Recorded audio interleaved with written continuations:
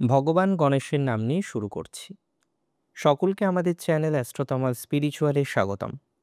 আজকে আমাদের আলোচ্য বিষয় দেবী জগদ্ধাত্রীর এমন কিছু রহস্য যা অনেকেই আপনারা জানেন না। এই বিষয়ে বিস্তারিত জানতে ভিডিওটি অবশ্যই শেষ পর্যন্ত দেখবেন। জগদ্ধাত্রী পুজো বাংলার সবচেয়ে বড় উৎসবগুলির মধ্যে অন্যতম। জগৎ অর্থাৎ ত্রিভুবন এবং ধাত্রী অর্থাৎ পালিকা। যে দেবী এই জগৎ সংসারকে পালন করেন তিনিই তো জগদ্ধাত্রী। উপনিষদে এনার নাম হলেন উমা হৈমতী।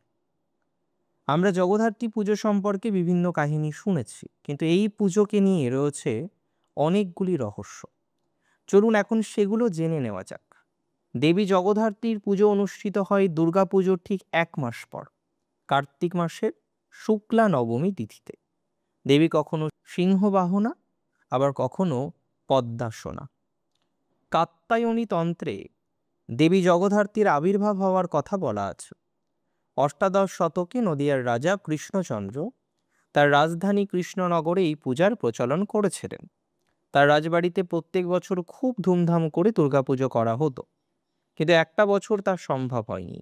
এর ফলে তিনি খুবই বিমর্ষ হয়ে পড়েছিলেন। এরপর তিনি দেবীর স্বপ্নদোষ পান যে তাকে দেবী মাকে এক ভিন্ন রূপে পূজা করতে হবে, যার 4টি হস্তে রয়েছে শঙ্খ, চক্র, পঞ্চবাণ এবং ধনুক। রক্তবস্ত্র পরিহিতা সেই ভবসুন্দরী মূর্তি সকালের সূর্যের ন্যায় রক্তবর্ণা। প্রচলিত কথা অনুযায়ী জানা যায় যে বছর রাজা কৃষ্ণচন্দ্র রায় সর্বপ্রথম জগদ্ধাত্রী পুজোর প্রচলন করেছিলেন, ঠিক তার পরের বছর চন্দননগরের দেওয়ান ইন্দ্রনারায়ণ চৌধুরীর উদ্যোগে এই পুজো শুরু হয় চন্দননগরে।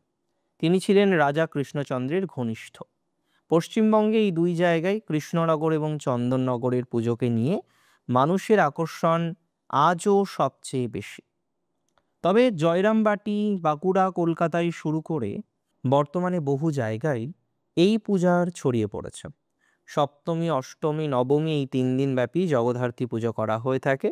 তবে অনেক জায়গায় নবমীর দিনে 3 বার পুজো করে সপ্তমী, অষ্টমী এবং নবমীর পূজা সম্পন্ন করা হয়। আবার কোথাও কুমারী পূজার আয়োজন করা হয়। আপনারা হয়তো অনেকেই লক্ষ্য করেছেন দেবীর চরণের তলে একটি হাতির মুণ্ড দেখতে পাওয়া যায়। আবার কোনো বিগ্রহতে হাতির জায়গায় বাঘকে দেখতে পাওয়া যায়। প্রচলিত বিশ্বাস অনুসারে এই প্রাণী আসলে এক ভয়ানক অসুর, যার নাম করেন্দ্রাসুর। দেবী জগদ্ধাত্রী এই অসুরকে বধ করেছিলেন, যদিও এর বর্ণনা বিস্তারিতভাবে পাওয়া যায় না। শ্রী শ্রী চণ্ডীতে উল্লেখ আছে যে মহিষাসুর একবার মহাহস্তির রূপে দেবীকে আক্রমণ করেছিলেন। দেবী তার মুণ্ডচ্ছেদ করেন। এছাড়াও আরও বিভিন্ন তন্ত্র এবং পুরাণ গ্রন্থে মা জগদ্ধাত্রীর উল্লেখ পাওয়া যায়। দেবীর কৃপায় সংসারে সকল প্রাণী সুখ এবং শান্তিতে জীবন অতিবাহিত করেন।